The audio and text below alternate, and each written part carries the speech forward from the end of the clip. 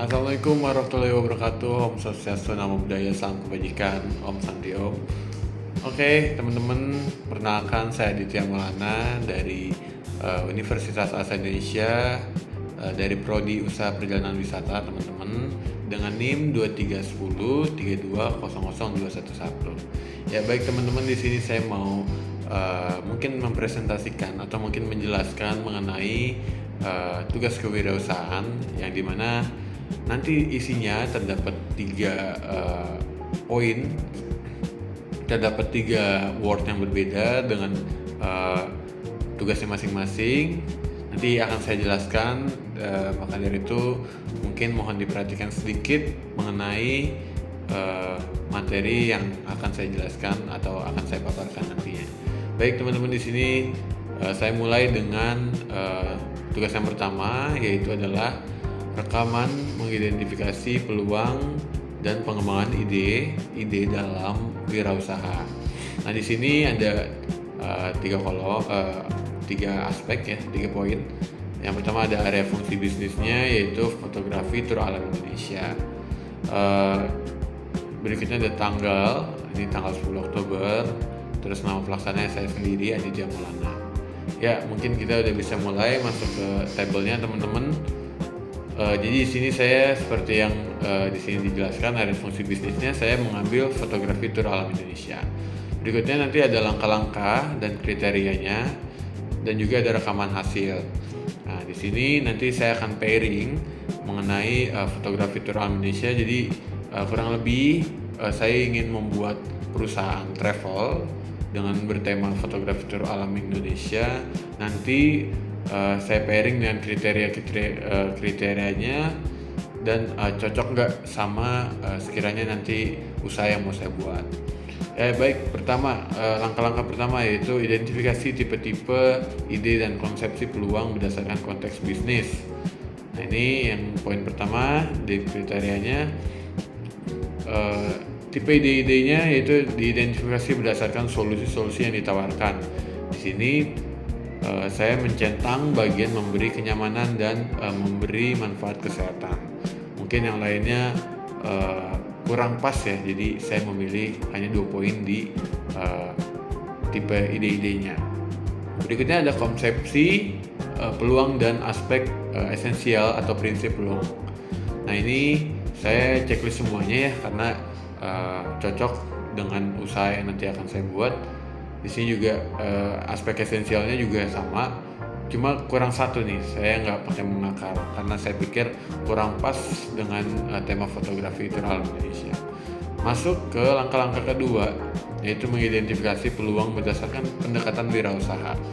Nah, di sini kriterianya tren diamati untuk mengidentifikasi gap peluang bisnis dan ide-ide baru. Di sini saya centang 3 ya teman-teman. Yang saya tidak centang adalah perubahan politik dan regulasi. Saya pikir perubahan dan politik bukan menjadi salah satu untuk ke travel saya atau nanti usaha saya nggak terlalu ngaruh ya. Jadi saya rasa cukup kekuatan ekonomi, kekuatan sosial, dan kemajuan teknologi saja udah cukup. Kalau aspek ini atau poin ini kayaknya sebenarnya bisa tergantung, cuma untuk saat ini bukan menjadi traits buat nantinya usaha saya gitu. Nah, berikutnya yang masalah suatu sektor atau bidang, di sini saya checklistnya hanya di bagian SDM, terus kebijakan dan peraturan yang berlaku dalam lingkup negara dan daerah. Sisanya saya tidak isi, teman-teman. Oke. Berikutnya kesenjangan suatu produk atau jasa.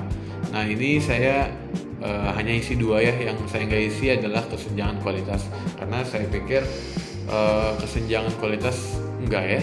Saya rasa tema saya memiliki kualitas yang tidak ada duanya, mungkin asik. Karena sudah menyangkut alam, masalah keindahan alam, apalagi alam Nusantara, alam Indonesia, itu udah susah lah, udah levelan atas untuk di compare gitu, karena ya, luar biasa indahnya ya. Ya, karena itu nggak jadi kesenjangan, jadi saya nggak pilih ya. Lanjut ke langkah-langkah yang ketiga, yaitu mengidentifikasi karakteristik personil wirausaha. Nah, di sini ada beberapa poinnya di kriteria, yaitu pengalaman industri sebelumnya. diidentifikasi tim yang dimiliki. Ini saya checklist semua ya teman-teman ya. Berikutnya ada faktor kognitif, saya juga checklist semua. Di sini jaringan sosial saya hanya checklist satu, hubungan yang kuat ya. Hubungan yang lemahnya saya tidak ya, karena ini harus pilih salah satu nih. Nah, yang 3.4 ini langkah-langkah kreativitasnya saya hanya nggak pilih yang elaborasi ya, elaborasi karena nggak cocok juga sih dan nggak pas juga. Saya hanya pilih 4 poin ini aja. Lanjut, berikutnya ada membangun ide-ide bisnis. Nah, ini kriterianya teman-teman, praktek brainstorming dikembangkan sesuai dengan aturan sesi. Saya hanya pilih di bagian menghasilkan beberapa gagasan tentang topik tertentu ya. Berikutnya di sini juga saya hanya pilih satu, freewheeling yang merupakan ekspresi bebas dari ide-ide bebas dari peraturan atau pembatasan. Dianjurkan semakin baik ide, semakin baik. Ide gila atau aneh pun bisa mengarah pada gagasan bagus atau solusi untuk masalah. Karena nanti saya akan mungkin terapkan di saat nanti kita rapat, di saat momen sesi brainstorming, saya maunya lepas santai tapi tetap fokus juga. Jadi mau ide-ide gila atau ide aneh pun kalau memang sekiranya bisa kita wujudkan dan menarik, why not gitu, nggak apa-apa, boleh kita lakukan. Karena saya mau lebih buka lagi ke open mindednya Gen Z gitu. Karena sering banget di Gen Z melakukan hal-hal tersebut gitu. Jadi kalau terlalu formal atau terlalu kaku, cenderung mereka lebih bosan gitu, dan biasanya lebih cenderung ngantuk ya anak-anak zaman sekarang, termasuk saya gitu. Ya lanjut, di sini ada kriteria 4.2 yaitu fokus grup dilakukan sesuai dengan kaidah-kaidah FGD. Di sini saya pilih semuanya ya kaidah-kaidah fokus grupnya. Oke, berikutnya library and internet research. Saya klik semua ini lainnya nggak saya klik karena ini aja 5 poin ini udah cukup bagi saya. Berikutnya ada ide-ide bisnis, produk jasa yang diidentifikasi untuk dikembangkan. Saya pilih semua teman-teman. Ini pun sama, di area fungsi dan bidangnya saya pilih semua. Ya baik, itu tadi untuk materi yang pertama. Yang kedua kita lanjut teman-teman, yaitu kita akan membahas konsep bisnis, yaitu produk atau jasa konsultasi. Di sini saya adalah pendampingan fotografi profesional dalam konteks wisata alam. Berikutnya ada penyusun konsep bisnis. Di sini saya wisata edukatif, fotografi ya, fotografi kreatif dan promosi digital sebagai nilai jual utama. Nah, kita bisa masuk ke tabelnya sama seperti tadi, ada langkah-langkah, kriteria, dan ada rekaman hasil ya. Kita masuk ke langkah-langkah pertama, yaitu menentukan produk yang akan dibuat konsep bisnisnya. Kriteria pertama yaitu nama atau produk jasa yang ada identifikasinya. Itu saya memilih nama Nusantara Travel karena saya bergerak untuk sementara, mungkin untuk awalan saya akan main di Indonesia dulu, jadi inbound ya, dari luar ke dalam. Mungkin setelah itu bisnisnya besar, amin, saya mungkin akan ada perubahan atau suatu perkembangan ya, bisa dikatakan perkembangan inovasi, yaitu kita sudah mulai main outbound gitu, dari luar ke dalam. Ya, berikutnya deskripsi atau produk jasa. Nah, ini deskripsinya saya jelaskan. Travel ini bertema tour fotografi yang berisikan paket tour destinasi alam Indonesia dengan view yang indah. Nantinya konsumen diajak berfotografi, ditemani tour leader dan juga mentor fotografi. Oh ya, by the way teman-teman, ini for your information, mungkin teman-teman yang mau nonton atau mungkin mau mendengarkan ya mengenai PowerPoint yang sudah saya buat. Saya sudah buat PowerPoint-nya teman-teman, dan saya sudah jelaskan juga spesifikasi nanti perusahaannya seperti apa, sekiranya jalannya nanti gimana, dan konsep turnya pun saya jelaskan ada di video MUPW saya, sama di channel Hairani Tarigan. Teman-teman bisa cari aja di situ, nama saya Aditya Maulana. Nanti dicari aja, biar maksudnya mungkin teman-teman nanti relate dengan apa yang saya sedang bahas saat ini. Oke, Kita lanjut ke poin 1.3, yaitu bentuk paket penjualannya. Saya paket ya, karena paket tour konsepnya. Lanjut ke langkah-langkah yang kedua, yaitu mengidentifikasi target pasar. Nah, ini target penggunaan klien kriterianya. Di sini saya dari 4 poin saya hanya milih 2, yaitu pemasaran tersegmentasi dan kurung pemasaran yang dibedakan, dan pemasaran terkonsentrasi atau pemasaran khusus. Karena konsep saya ini konsep khusus ya, konsep minat kalau orang bilang, karena nggak semua orang minat di fotografi ya. Ada orang yang maunya di foto aja gitu, tapi nggak mau fotoin gitu ya. Ya, berikutnya lanjut ke target lokasi pemasaran. Di sini saya hanya pilih internasional karena saya inbound ya, dari luar ke dalam, jadi saya pilih internasional itu. Berikutnya ada langkah-langkah yang ketiga, yaitu identifikasi alasan mengembangkan produk. Nah, di sini kesenjangan produk atau jasa, kesenjangan pasti akses ya, karena pastinya untuk mendapatkan view yang bagus di Indonesia saat ini pasti harus ke pelosok-pelosok dulu ya, atau mungkin jalannya, aksesibilitasnya mungkin agak susah, maka dari itu menjadi kesenjangan atau produk dari jasa yang saya buat ya. Berikutnya, peluang pasar diidentifikasi berdasarkan hasil survei dan analisa. Saya di sini memilih disertifikasi atau menjual produk di pasar baru ya, karena saya jarang juga, limited juga, dan mungkin bisa dikatakan baru-baru juga misalnya muncul nanti ya, karena trennya kan orang sekarang open trip, atau mungkin tour outbound, tour inbound, atau tour rohani ya kan, gitu-gitu. Jadi mungkin bisa dikatakan pasar baru kalau nanti saya amin-amin menciptakan usaha saya di dunia nyata. Ya, yang keempat, langkah-langkah mengembangkan fitur spesial. Asik. Di sini kriteria tujuan produk atau jasa dan penggunaannya, itu saya milih produk khusus. Produk ini biasanya ditentukan oleh merek yang membuatnya. Ya, sesuai dengan produk yang saya buat ya. Berikutnya, fitur-fitur utama yang ditawarkan. Di sini ada posisi, ciri-ciri kepribadian, sama ada cerita. Gitu teman-teman. Berikutnya ada manfaatnya. Kalau manfaatnya ini pastinya manfaat kenyamanan ya, dan lainnya lah. Berikutnya, reliabilitas produk atau jasa. Nah, ini saya pilih ruang lingkup rencana dan waktu henti yang dapat diterima untuk setiap fungsi kritis. Nah, lanjut kita ke langkah-langkah yang kelima, yaitu mengembangkan tim manajemen. Nah, kriterianya ini personal branding tim konsultan diidentifikasi berdasarkan portofolionya. Nih, personal brandingnya saya memilih portfolio dan sertifikat ya, untuk mengenalkan saya kepada konsumen. Saya jualnya mungkin di portofolio saya, hasil fotografinya gimana gitu kan, dan sertifikat apa yang sudah saya punya gitu ya. Berikutnya nih ada kualifikasi timnya. Saya pilih level kerangka kualifikasi 1-9 ya. Oke, kita mungkin bisa lanjut lagi ke tugas yang ketiga, yaitu checklist analisa kelayakan usaha.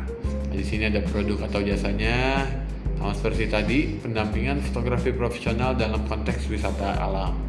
Penyusunan konsep bisnisnya sama juga, wisata edukatif, fotografi kreatif, dan promosi digital sebagai nilai jual utama. Ya, ini ada data saya, NIM saya, prodi, dan ini ada responden saya teman-teman, atas nama Stephen, Evan, dan Alodia. Jadi mereka yang mungkin mengisi atau mempairing ya sama PowerPoint atau yang sudah saya paparkan kepada mereka gitu. Ya, di sini kita langsung masuk aja. Untuk pertama ini ada analisa kekuatan ide bisnis atau produk dan jasa. Ada di sini ada 3 poin ya teman-teman, ada potensi rendah, potensi sedang, dan potensi tinggi.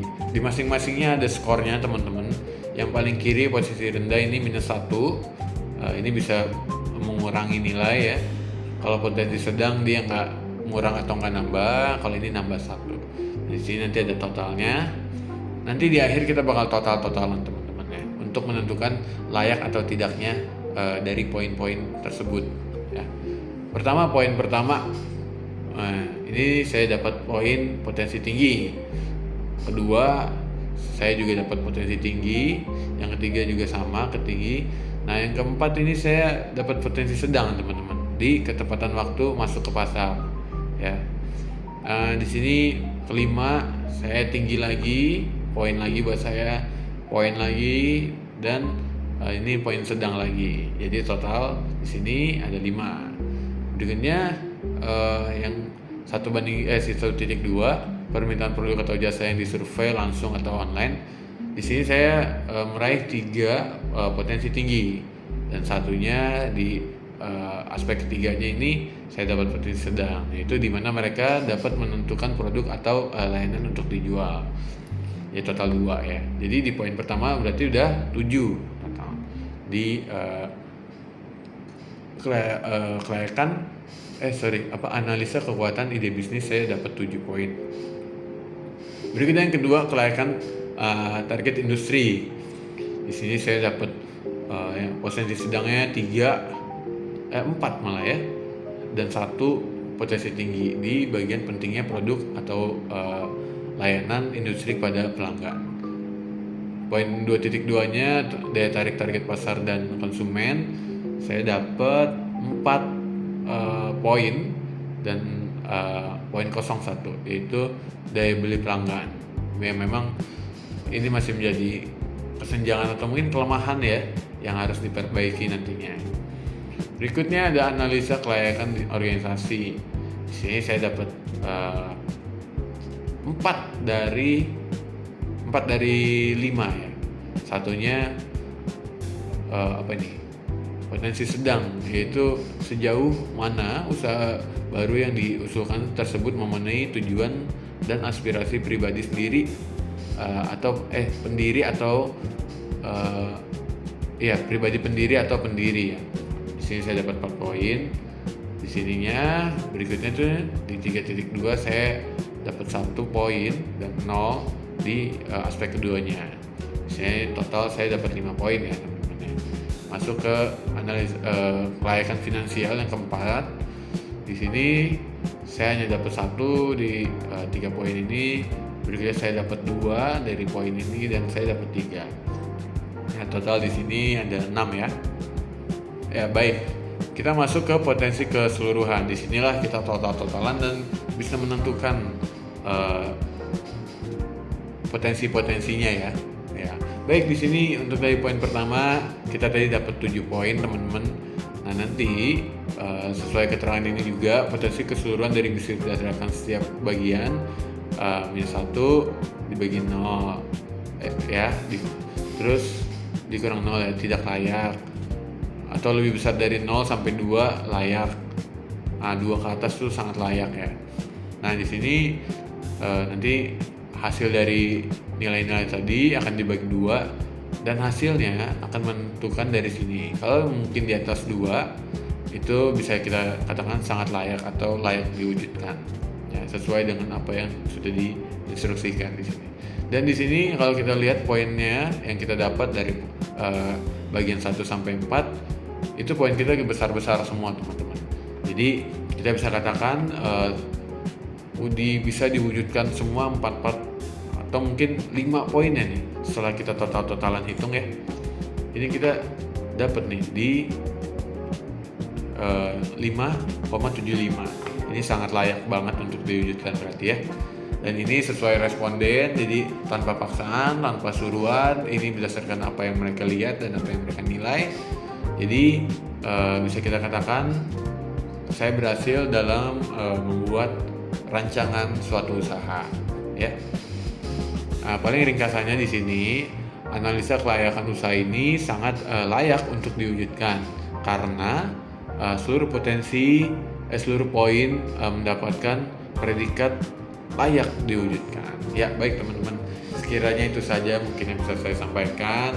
Semoga ini menjadi pembelajaran juga buat kita semua, menjadi manfaat juga buat teman-teman yang nonton atau mungkin yang memang lagi ingin banget bikin usaha, bisa belajar bareng-bareng sama saya di sini. Sekali lagi teman-teman yang mau tahu konteksnya, teman-teman boleh nonton aja nanti di YouTube, cari atas nama Aditya Maulana. Di situ saya menjelaskan tentang PowerPoint dari usaha atau perusahaan yang ingin saya buat, seperti itu teman-teman. Sekali lagi terima kasih banyak teman-teman semua sudah mau mendengarkan selama kurang lebih 20 menit.